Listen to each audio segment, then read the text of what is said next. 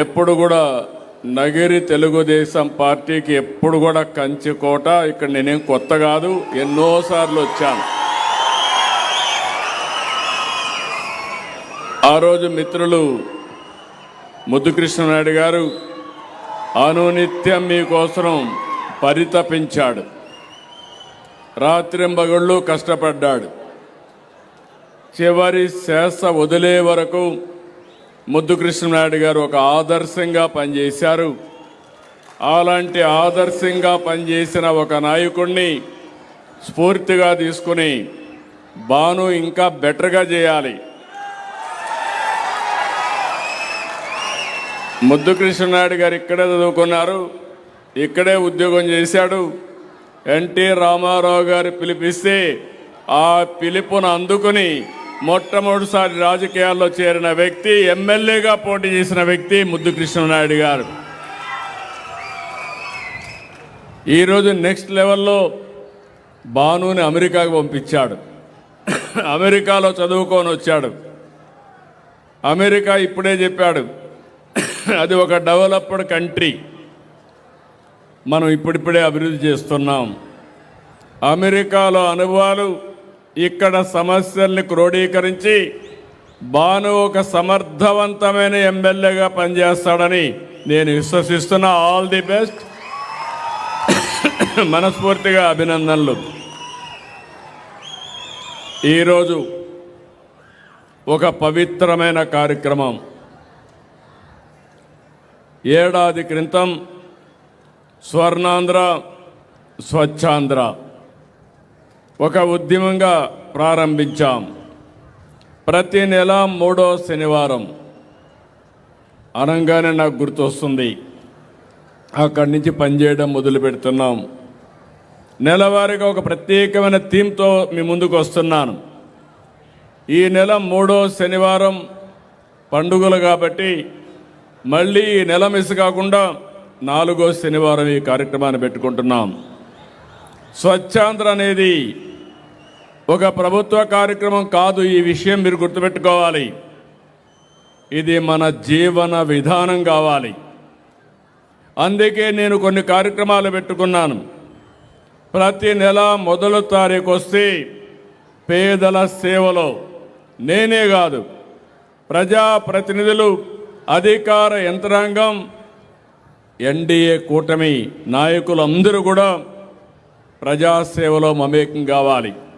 మాకు గుర్తుండాలి, పేదవాళ్ళ సమస్యలు అర్థం చేసుకోవాలి.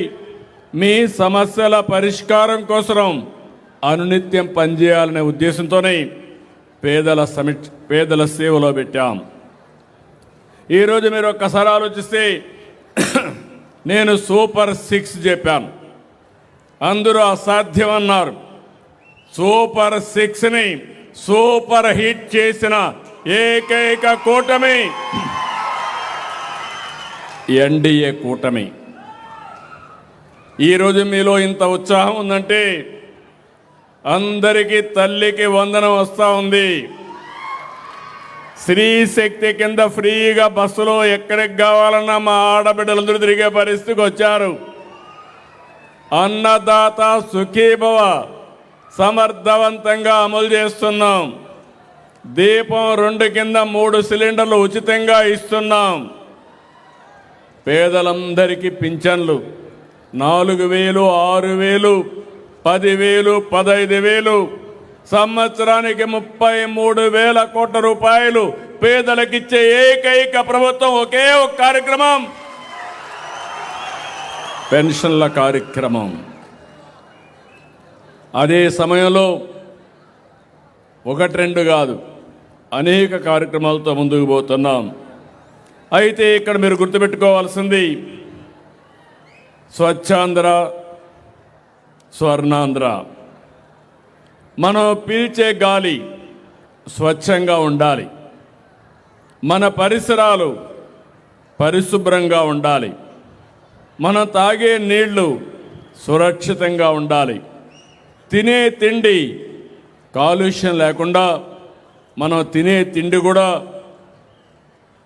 బాగా ఉంటే ఆరోగ్యం బాగుంటుంది. మంచి తిండి రావాలంటే మంచి నీళ్లు దొరకాలంటే మనం వేసే పంటల భూమి కూడా స్వచ్ఛందంగా ఉండాలి. ఇవన్నీ చేయాలంటే మన ఆలోచనలు కూడా స్వచ్ఛంగా ఉండాలి. చెడు ఆలోచనలు పెట్టుకొని నేరస్తులు రాజకీయాలు చేస్తే ఏమవుతుందో మనం గతంలో చూసాం. అలాంటి స్వచ్ఛమైన ఆలోచనలు ఉంటే తప్ప ఈ రాష్ట్రానికి ఈ దేశానికి భవిష్యత్తు ఉండదని చెప్పి కూడా నేను మీకు తెలియజేస్తున్నా. నేను ఒక లక్ష్యంతో మీ దగ్గరికి వస్తున్నా. నేను ఈరోజు కొత్త కాదు.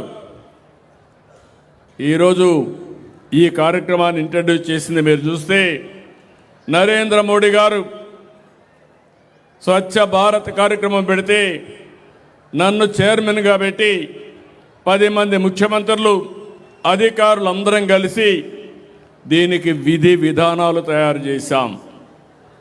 భారతదేశం స్వచ్ఛ భారతదేశం వైపుగా ముందుకు పోవాలని, అదే మరి ఆంధ్రప్రదేశ్ రాష్ట్రాన్ని స్వచ్ఛ ఆంధ్రప్రదేశ్ స్వర్ణాంధ్రప్రదేశ్గా చేయాలని ఈ కార్యక్రమాన్ని పెట్టుకున్నాం. ఈరోజు మీరు గుర్తుపెట్టుకోవాల్సింది, ఎప్పుడో నేను సింగపూర్కి వెళ్ళాను. సింగపూర్లో చూశాను. సింగపూర్లో చూస్తే రోడ్లు పరిశుభ్రంగా ఉంటాయి, ఆలోచన స్వచ్ఛంగా ఉంటుంది, గాలి స్వచ్ఛంగా ఉంటుంది, అందరికీ ఆదాయం పెరిగింది. అది చూసిన తర్వాత హైదరాబాద్లో సమైక్య ఆంధ్రప్రదేశ్లోనే నేను ఆ రోజు ఏదైతే ఒక కార్యక్రమాన్ని జన్మభూమి కార్యక్రమం, ఇంకో పక్క ఏదైతే పచ్చదనం పరిశుభ్రం కార్యక్రమానికి శ్రీకారం చుట్టాను. ఈరోజు స్వచ్ఛ ఆంధ్రప్రదేశ్ కోసం మీ ముందుకు వచ్చాను. నేను మాటల్లో చెప్పడం కాదు, 5 సంవత్సరాల్లో ఈ రాష్ట్రం ప్రపంచంలోనే నెంబర్ 1 రాష్ట్రంగా తయారు చేసే బాధ్యత స్వచ్ఛ ఆంధ్రప్రదేశ్లో మేము తీసుకుంటాం.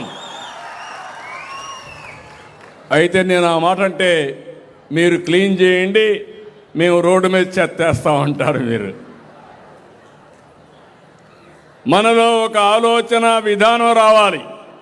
మీరు గుర్తుపెట్టుకోవాలి, మనలో మార్పు రావాలి. ఇంట్లో చెత్త బయటేస్తాం, ఇల్లు మంది అనుకుంటాం, రోడ్డు మంది కాదనుకుంటాం. అక్కడ పురుగులు, అశుభ్ర వాతావరణంలో మస్కిటోస్ అన్నీ వస్తే మన ఇంట్లో ఉండే మనల్ని కూడా మస్కిటోస్ కుడతాయి. ఆ విషయాన్ని మనం మర్చిపోతాం. అందుకే మిమ్మల్ని అందరినీ కోరుతున్నాం. ఈరోజు నేను 1 సంవత్సరం నుంచి ఒక ఉద్యమంగా ఈ కార్యక్రమాన్ని చేపట్టాం. ఈరోజు మీరు చూస్తే రాష్ట్రం మొత్తం ఇక్కడనే నగర్లో 573 కోట్లతో వివిధ అభివృద్ధి కార్యక్రమాలు, ప్రారంభోత్సవాలు స్వచ్ఛ ఆంధ్రప్రదేశ్ కోసం తయారు చేశాం. స్వచ్ఛాంధ్ర మిషన్ అర్బన్లో సాలిడ్ వేస్ట్ ప్రాసెసింగ్ కింద 101 ఇంటిగ్రేటెడ్ సాలిడ్ వేస్ట్ మేనేజ్మెంట్ ప్రాజెక్టుని 510 కోట్లతో శాంక్షన్ చేశాం. ఇంకో పక్కన ఇంటింటికి డస్ట్బిన్లు ఇస్తున్నాం.